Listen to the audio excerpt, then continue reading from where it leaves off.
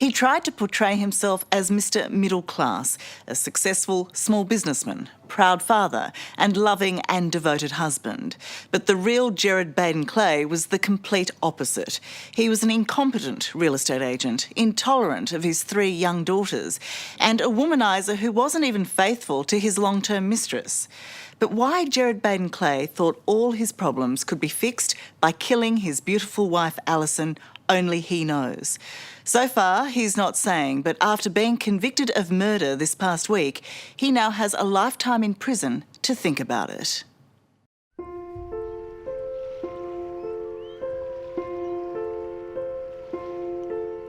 Let's be upfront from the start. Tony McHugh is not the first person to fall in love and have a relationship, an affair if you prefer, with a married man. And she won't be the last. But leaving her own partner and children to be involved with Gerard Baden-Clay for 4 years is the worst mistake she's ever made. Forevermore she'll be known as the other woman and inexorably linked to the murder of Allison Baden-Clay. It is fair to describe you as the mistress, isn't it? That's how, yes, it is. But I believed that I wasn't that person for Gerard. What did you believe you were?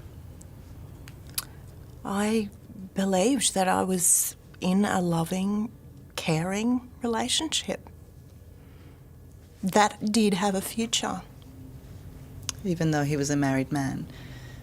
Yes, even though he was a married man. How much did you love him, or how much do you love him? I loved him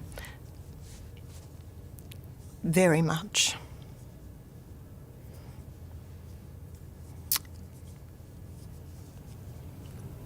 Do you still love him? I don't like to use that word unconditional anymore, but I did love him unconditionally. And I was very forgiving, too forgiving.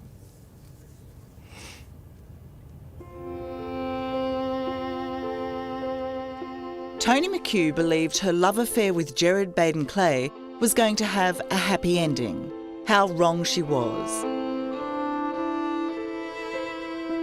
Now, having been the key prosecution witness at Baden-Clay's murder trial and having had every intimate detail of her personal life exposed in court, she wants to explain her side of this terrible story to the rest of the country. I am still in disbelief, to a degree. Why do you think he murdered her? I'll never understand how it could have happened. I don't believe that he murdered her for me. Why I say he did not kill her to be with me was that I loved him already. He didn't need to. He already had me. So if he wasn't killing for love, what was he killing for?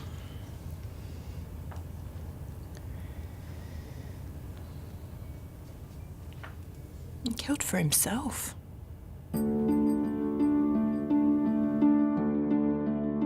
To everyone, the Baden-Clays were a happy family from Brisbane's middle-class western suburbs. Gerard and Allison met and fell in love at work, married in 1997 and had 3 beautiful daughters. Life seemed harmonious and normal. Scouting is a global organisation which has its core fundamental in doing unto others as you'd have done unto you and leaving the world a better place than you found it. Gerard's claim to fame was as a great-grandson of Lord Baden-Powell, the founder of the Scouting movement. Thank you. And as this promotional video from a few years ago shows, he clearly enjoyed the prestige that attracted. In fact, that's one of my favourite Scout laws, is the Scout is courageous. To have courage in the face of adversity, to make those decisions that need to be made, and that ability to move on with life and know that you have that self-confidence to know that everything's going to be all right. Away from the Honourable Scouts, he was a real estate agent, where again Gerard Baden-Clay's self-confidence and desire to be the centre of attention was constantly on display. Allison, meanwhile, got on with being a wife, mother and loyal friend, Yeah. as Helen Wilson and Nicole Morrison know all too well. What sort of a mum was Allison? She was a gorgeous, beautiful, caring mum. Absolutely lived to be a mother. She adored her girls. Yeah. Yeah. What about her sense of fun? Did she have a sense of fun? Oh yeah, yeah. She was a ball of fun. She had the best laugh because, and I'm really grateful.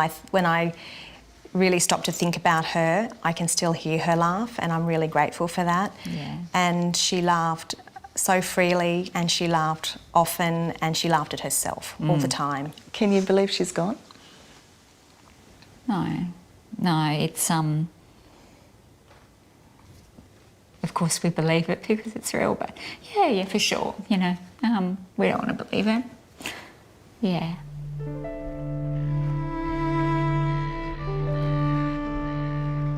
In 2008, Gerard Baden-Clay met Toni McHugh. She was a client of his and soon after, an employee at his real estate office. How did the affair start? I admired him as a person. I really, I believed in his integrity, and I guess there was an attraction. Did you attempt to fight it, considering that he was married? Yeah. I think I was attracted to him probably before, I don't know, maybe before it dawned on him. So yes, I had.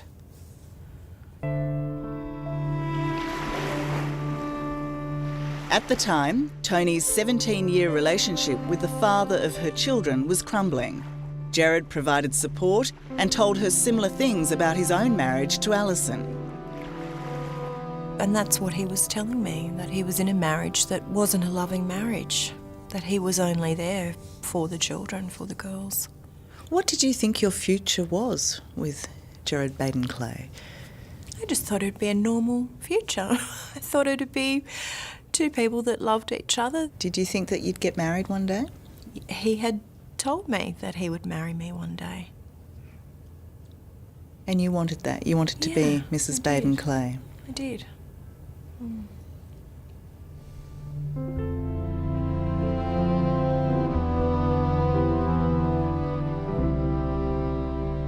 What did you think of Gerard and Allison's marriage? Allison did love him, and obviously we would support anything Al chose to do.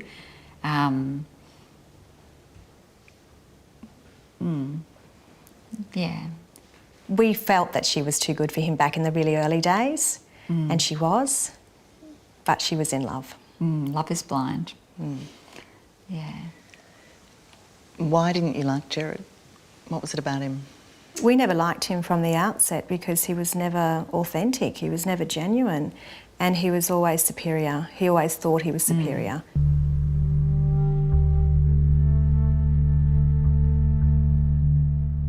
Unlike the courageous scout he pretended to be, Gerard was a coward when it came to his relationships with women. For 3 to 4 years, he'd been telling Toni he was going to leave Allison to be with her, but he never did. Then, in October 2011, Allison found out about the affair, and in an instant, Toni was dumped and fired. He basically just said to me, "I need to see you.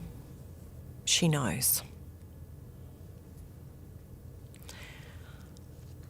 And I knew what my fate would be, really.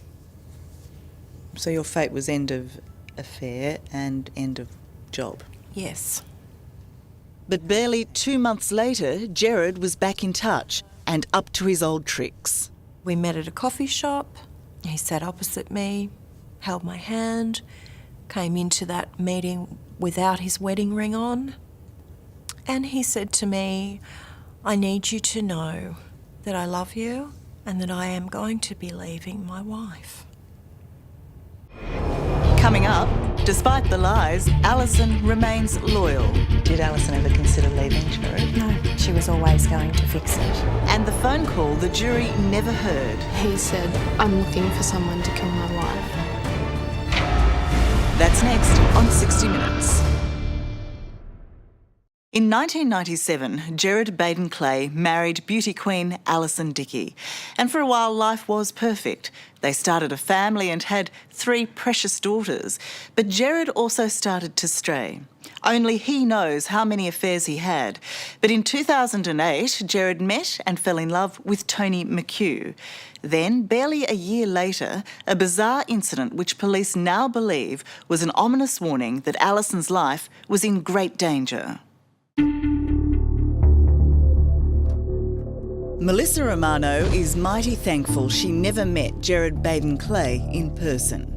But back in 2009, they had multiple phone conversations about a real estate deal on the Gold Coast. However, it's what happened after their business finished that frightens Melissa.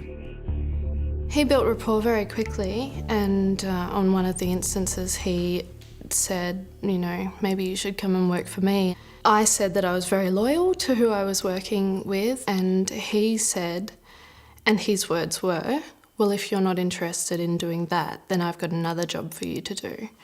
And I said, oh, and what is that? And he said, well, I'm looking for someone to kill my wife. When you heard those words, what did you do? How did you react? I think I kind of held my breath. I was waiting for the part that would make it make sense, but it didn't make sense. So he was very serious. And then I said, oh, why would you want to kill your wife? And he didn't proceed anymore on it. He changed the subject. With hindsight, it's easy to say Melissa should have reported that phone conversation to police. But in reality, even if she had, there was very little they could do. And of course, only Gerard Baden-Clay could predict what would happen 3 years later, in April 2012. For us, I think, Robert, the key thing... By then, there weren't enough hours in the day for Gerard to keep up with his own convoluted double life. His real estate business was floundering and he owed $1 million, much of it to friends. And while he claimed a newfound commitment to his wife, he was far from devoted, which distressed Allison's friends Helen and Nicole. I didn't like the way he treated her, and he was emotionally very, very cruel. What would he do? Well, he had told her that he didn't love her. I don't know how you actually really recover from that. Every day there was cruel things being said about what a horrible dinner you've cooked, how lazy, she is to not have cleaned the house, or just degrading, awful comments. Did Allison ever consider leaving Gerard? No. That was never an option for Al, never an option. She was always going to fix it, and it was always going to get better. But what Allison didn't know was Gerard had renewed his affair with Tony McHugh just 2 months after promising Allison it was over for good. That affair had been going for a number of years. Superintendent Mark Ainsworth headed the investigation into Allison's murder. There was also much evidence of Gerard's affair with Tony.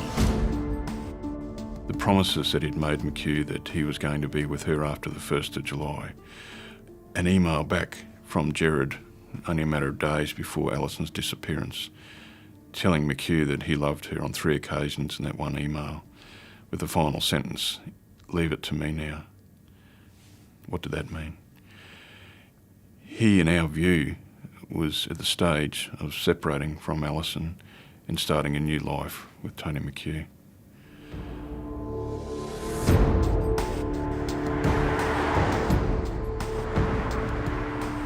Clearly, the 19th of April 2012 is the most significant date in this tragedy. The events that led to Allison's death that night most likely started with an innocuous phone call. Tony was driving home when she and Gerard had one of their regular phone chats. But it quickly became heated when Gerard revealed Tony and Allison would come face to face at a real estate conference the next day. Up until this point, he hadn't bothered to tell either of them. That total disregard made a furious Tony question their relationship. But Gerard once again swore his love for her and repeated his promise to leave Allison. This would be the last day Allison was seen alive. So on the 19th then, what were you asking him about the future of your relationship? What were you seeking to know, and what did he tell you? He was telling me that, that he most certainly didn't love his wife and that he still intended to leave his wife. But on that night, I said, I'm not convinced. I don't know what you are doing to ensure that we have a relationship. So did you give him an ultimatum of any sort? I said to him, you have to talk to me about how things are going to change. And he said, things are changing. Do you feel that the pressure you're putting on Gerard to leave his wife, to follow through on his promise to you, could that have pressured him in any way to murder Allison? I wouldn't have, no. No pressure has, no.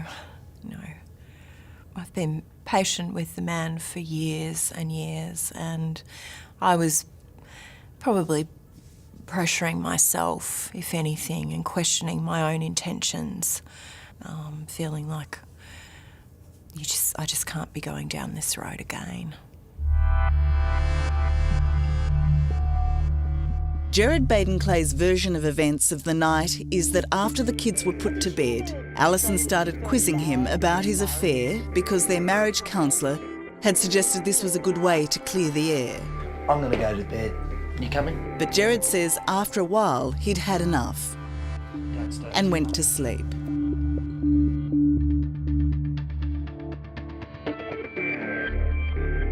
He claims when he woke the next morning, Allison was gone. At 7:15, a calm Baden-Clay called 000. Police emergency, what's your location? Good morning, Brookfield. Brookfield is the semi-rural outer Brisbane suburb where they lived. My wife isn't home. I don't know where she is.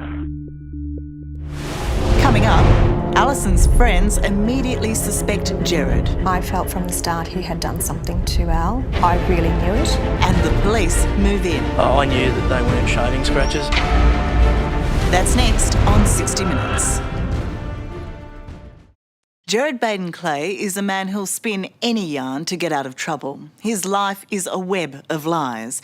And after murdering Allison in cold blood, true to form, he lied to police.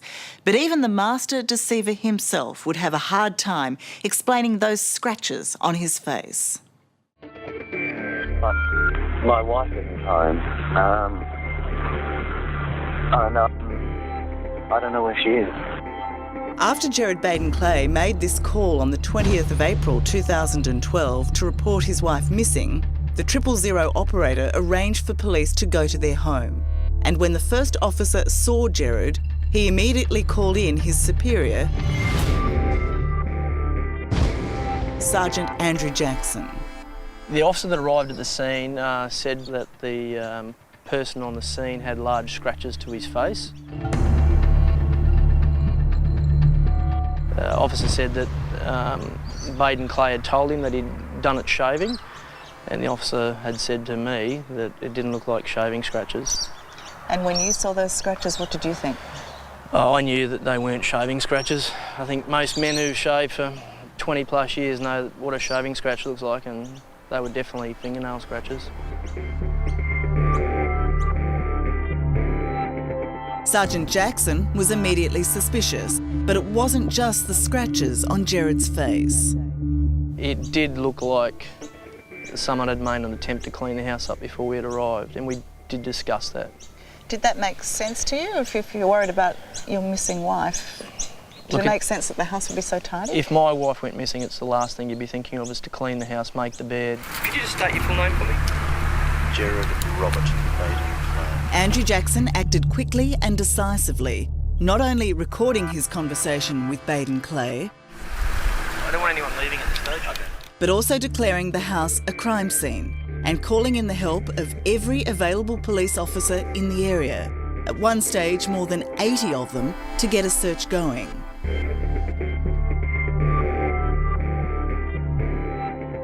What was your gut instinct telling you? Look, my gut instinct said there was something wrong. We initially thought it was probably domestic violence. To what extent, we didn't know. Was he agitated at all? He wasn't agitated, he was just very difficult to get answers out of. From the moment police arrived here at the Baden-Clay home, Gerard's story just didn't ring true. But even as the search intensified for his wife, he stuck with it, as ridiculous as it was, trying to convince everyone he was the unluckiest man alive when it came to explaining away his physical injuries. Of course, there was the shaving accident with the blunt razors which had torn his cheek apart. But just the day before, this accident-prone man claimed he'd cut his hand changing a light bulb and that he'd been attacked by a caterpillar which had somehow left red scratch marks on his chest.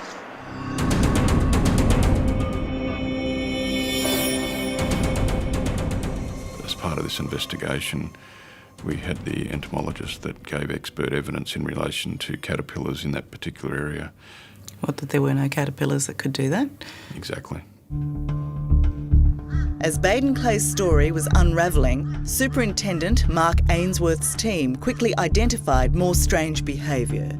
Before he made the call to police to report his wife missing, Baden-Clay chose to Google very specific and suspicious legal definitions.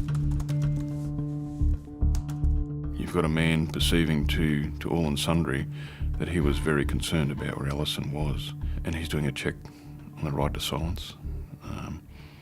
Does that ring true to anyone? Would a normal person do that in those circumstances? I suggest the answer would be no.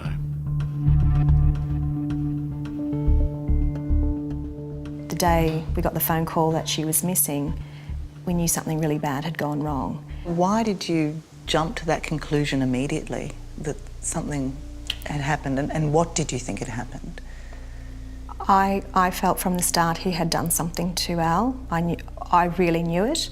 The fact that he could possibly do it was incomprehensible, but definitely, straight up, we knew he was capable of something like that. If you were convinced that Gerard had done something to Allison right in those very early days, did you ever confront him? Did you ask him? No. We didn't want to see that creature. The woman you know, is there any way she committed suicide? Absolutely not.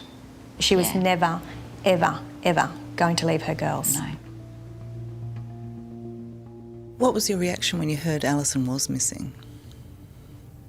Oh, devastated, absolutely. Concerned.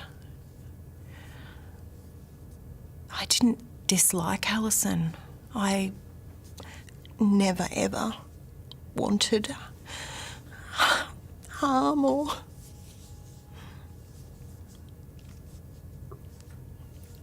I know, I didn't intentionally go out to hurt Allison or her family. I honestly believed it was going to be handled so much just properly, you know. It's not a good idea for us to talk. We shouldn't talk for a while, and we should lay low. On the day Allison was reported missing, Gerard told his mistress he was being investigated by police. But it was their phone call the night before that really concerned Tony, who feared it had led to Gerard and Allison arguing. Was there anything you can think of that triggered it? No. Because I don't want to be made feel guilty for this. At that moment, did you think that Gerard might be involved in some way? No. No. So what did you think might have happened to her? That she had run off, you know. And there wasn't any part of you that was pleased about that? That maybe that this might mean you had a life with Gerard? No. Absolutely not. Oh, absolutely not. My first response was, "Did you argue?" He said no. I felt terrible. I felt that there could have been a repercussion. Do you still feel that?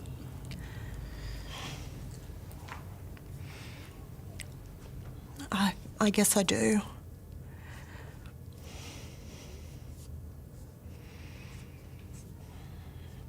What if we hadn't have had that conversation?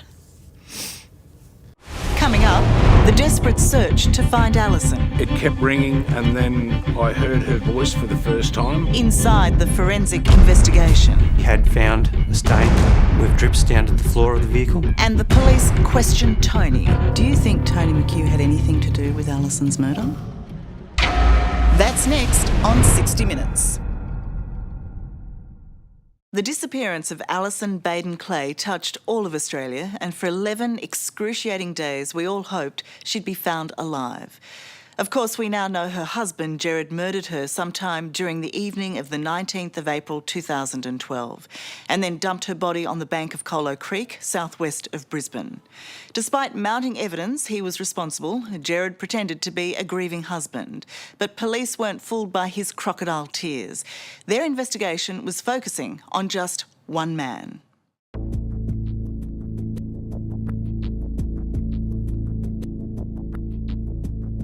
We really trust that the police are doing everything they can to find my wife, and we just hope that she'll come home soon. The police were doing everything they could to find Allison, but Gerard Baden-Clay wasn't. He didn't help in the search at all. I knew it must have looked at this terrain and gone, great job, this one. It's not going to be easy. Yeah, absolutely. Which made Inspector Mark Sharky Lang and his team extremely suspicious and angry. How would you describe that behaviour? Bizarre. I cannot believe that somebody who loves their wife so much and wants her safe return wasn't here.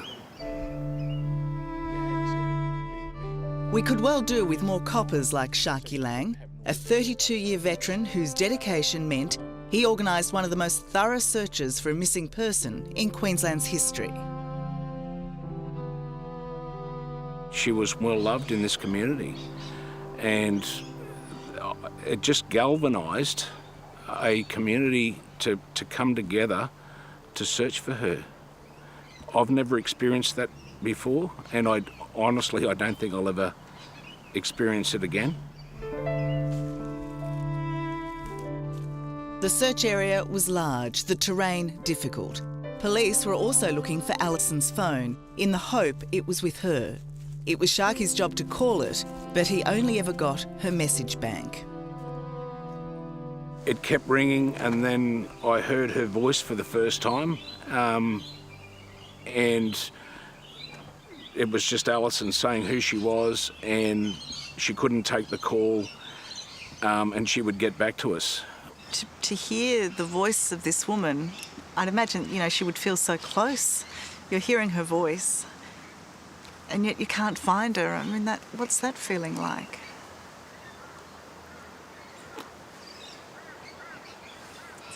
Can we stop?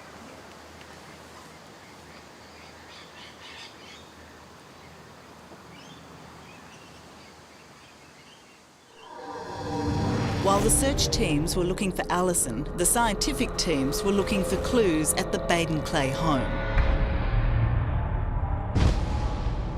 Acting Inspector Ewan Taylor was the forensics coordinator. So we're looking at here the main bedroom area, and as we pan around, You see the walk-in road? He collected a mountain of photographic and scientific samples. His team didn't find any blood on the razor blade Gerard claimed had cut up his face, but crucially, they found it elsewhere. During those first initial days, I was contacted by one of our scientific major crime unit officers who advised that he had found a stain in the Captiva. He described the stain to me as a contact smear with drips down to the floor of the vehicle.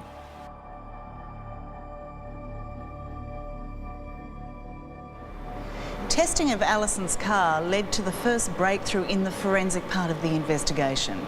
Police found traces of blood and a strand of hair here in the back and soon confirmed they were Allison's. Now, they just had to find her.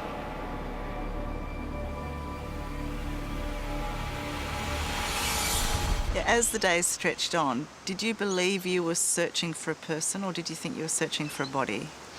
No, I always felt that I was searching for Allison alive. While Sharkey was continuing to search for Allison, Gerard was continuing to call Tony McHugh. The police are going to want to speak to you. They know about us and the affair. But taking measures not to be discovered by using a payphone. They think there's something may have happened to Allison, that she may have met with foul play. I did receive a phone call during police interview where I was asked, "Can you talk?" And I said, "Well, no, not really." So you got a phone call from him while you were being interviewed by police? Correct. What did he want to know? He wanted to know whether I'd told police whether we were currently seeing each other. I said, "Well, yes, I have. Yes. I have told them because that's the truth." Because, of course, he's now saying that you guys were talking, but in his mind there was no relationship. Well, I knew in his mind there was definitely a relationship, but what he'd obviously conveyed to police was that he'd had an affair and wasn't at the moment. Everything was fine in the marriage at that time. And was that the truth? No. Do you think Tony McHugh had anything to do with Allison's murder? No, I don't. And what do you think of Gerard Baden-Clay almost suggesting on the stand that perhaps she might have? Gerard has suggested a lot of way-out theories on the stand. All those theories and stories he's put there are for one particular reason, and that's to protect himself.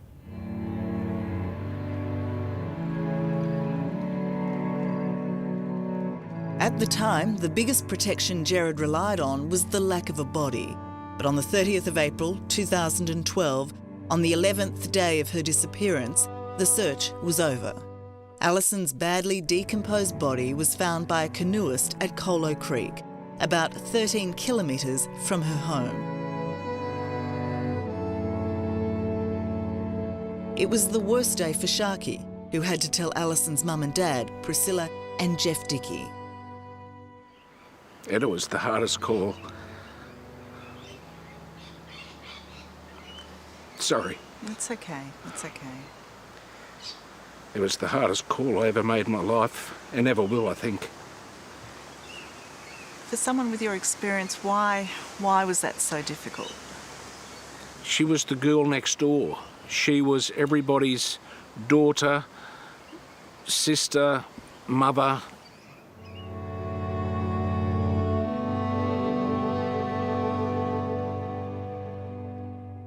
Hundreds of cars cross the bridge at Colo Creek every day, but underneath it's a lonely and sad final resting spot.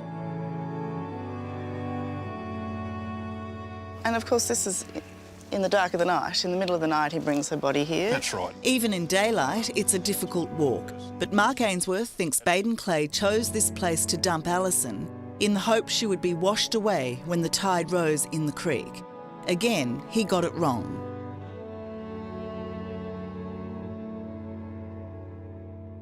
On that day that her body was found, you were asked if Gerard Baden-Clay was a suspect and you said you couldn't comment.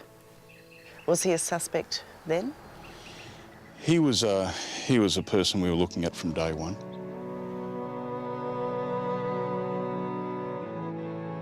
The discovery of Allison's body gave investigators more vital clues, including, most importantly, Gerard's reaction to the terrible news. Even before she was formally identified through dental records, he was making calls to claim his wife's life insurance policies. From our investigations, he owed in the vicinity of $1 million. The life insurance policy that Allison had out, again, was in the vicinity of $1 million. So taking the policy, claiming the money for the policy, would certainly erase most of his debts that he had attracted over a period of time. But how did he think he'd get away with it? I think that's the arrogance of the man, of the person. He lived a life of deception, and it was all about Gerard.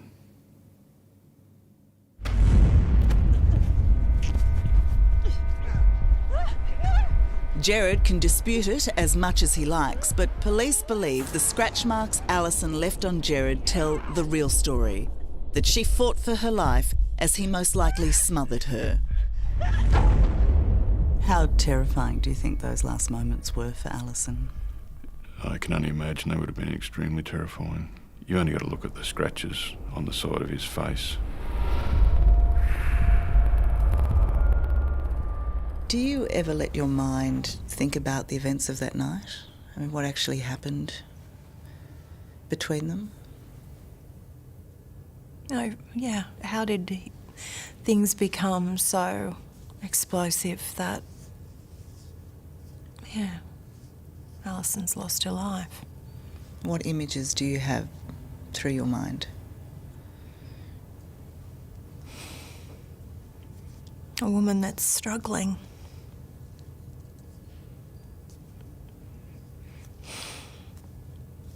Yeah. Fighting.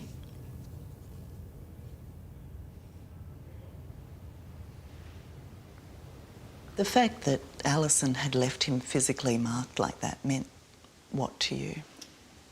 She was fighting for her life, yeah. And I'm sort of, it sounds weird, but I'm really proud of her because she fought to the end, and that is not her. I mean, she is so gentle and soft and, you know, just so beautiful. But for her, she was literally fighting for her life.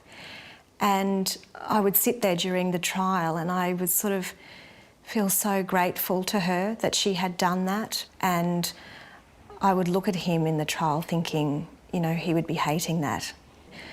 It was like, you know, she did what she had to do, yeah. Coming up, cracking the case. The material was examined under a microscope. How crucial was that? In my view, that put the icing on the cake. And the night of the murder.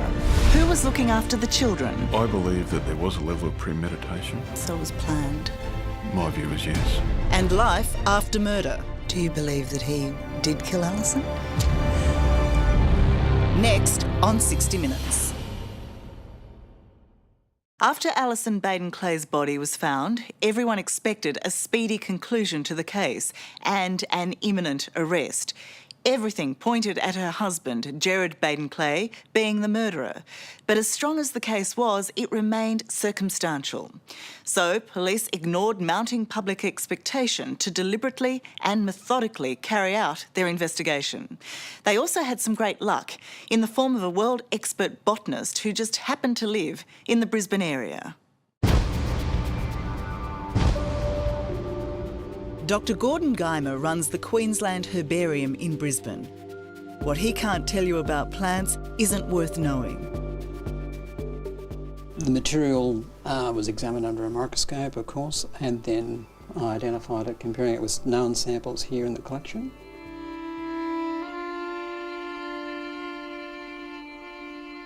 When police found Allison's body, they also found leaves knotted in her hair.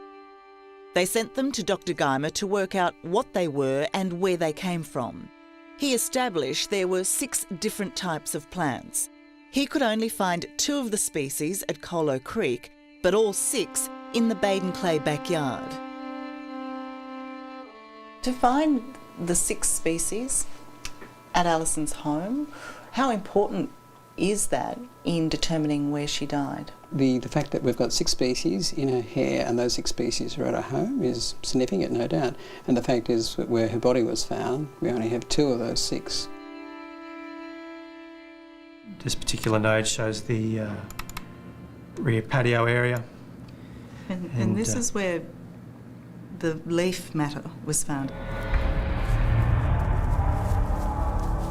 Putting the pieces together, police believe after he killed her, Baden-Clay dragged Allison across the back patio before lifting her into the car.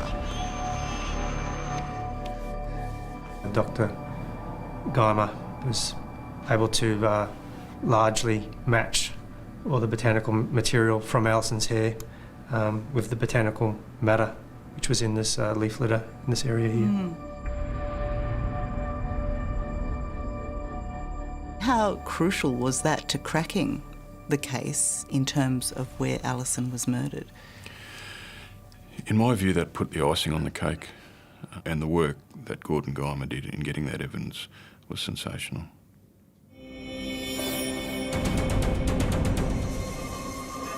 After a 2-month investigation, on the 13th of June 2012, police arrested 41-year-old Gerard Robert Baden-Clay and charged him with the murder of his 43-year-old wife, Allison. Do you have any doubt that you've got the right man? No doubt whatsoever. And as a supervisor and a manager, I couldn't have been blessed with a better team. The commitment of all those people was second to none, and the result that we've achieved has been outstanding. If you look at his behaviour leading up to Allison's disappearance, what does that tell you about how premeditated her murder was? I believe that there was a level of premeditation. So it was planned? My view is yes.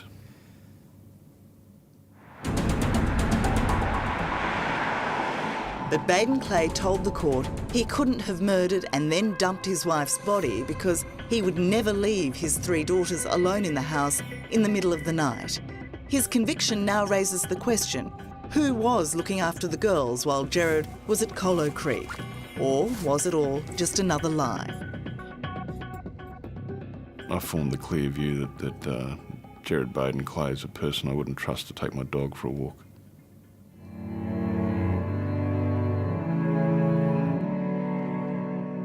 At the trial, Allison's diaries were used as evidence and revealed she suffered plenty of heartache. But despite Gerard's affair with Tony, it's obvious she continued to love him and was desperate for him to love her. When you look at those diary notes and you read the despair she felt, do you feel a responsibility for how sad she was and lonely she was?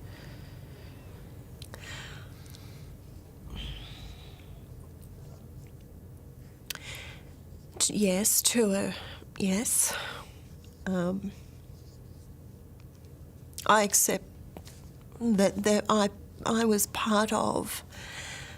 But what I also know is that if it wasn't me, it would have been someone else. He would have had affairs with other women. The court was told Gerard did have affairs with other women, even cheating on his mistress. But Baden-Clay claimed he had no reason to leave his marriage because all the affairs, even the much longer 4-year relationship with Tony, were meaningless. What was it like for you to give evidence in court? It was very hard, and it was hard having to sit opposite him and have him staring at me constantly, very coldly. Without feeling. During his trial, Baden-Clay did the unexpected, finally taking to the stand to tell his side of the story, and it was implausible. His main defence seemed to be, trust me, I'm a liar. Almost everything I said before was a fabrication, but now I'm telling the truth. Like the police in those early days, the jury just didn't buy it.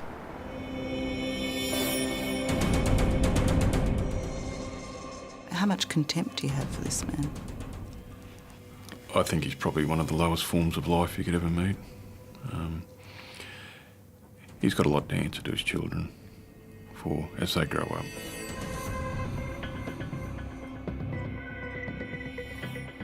Do you believe that he did kill Allison?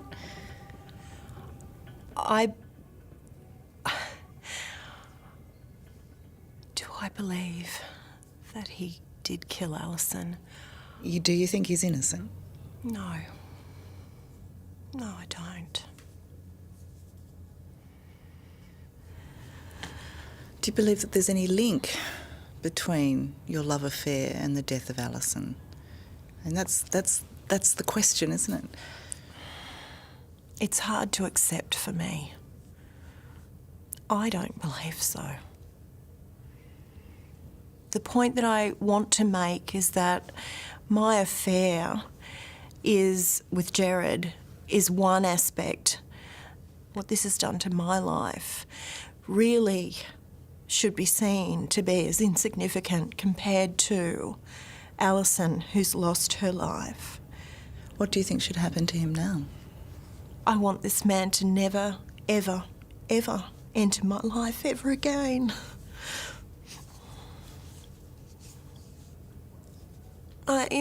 There is a part of me that is genuinely fearful that I have been involved with a man that is not who he says he is.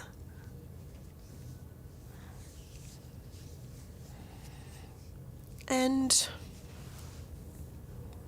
that worries me. It terrifies me.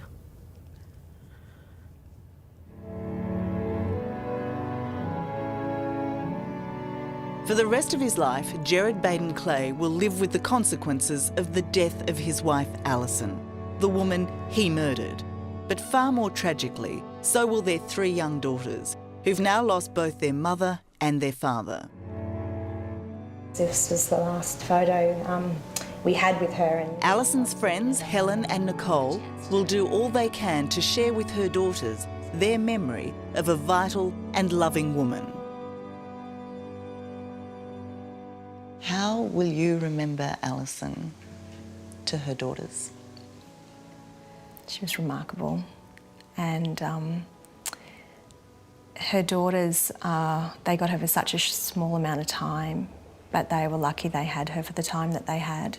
Will they ever be able to doubt that their mum loved them? Never. No. Never. No. No, she was extraordinary. They must miss her like crazy. Yeah, of course. They've lost their mum, but they've lost their dad as well. Yeah. And it's not a normal, there's nothing normal about this. And I don't understand it as an adult. And I don't know how they would understand it. You know, I feel guilty so many times because my grief as a friend is enormous. And I feel guilty because my grief is a drop in the ocean compared to theirs. Yeah. And I can't process it. Yeah. So how can they? No.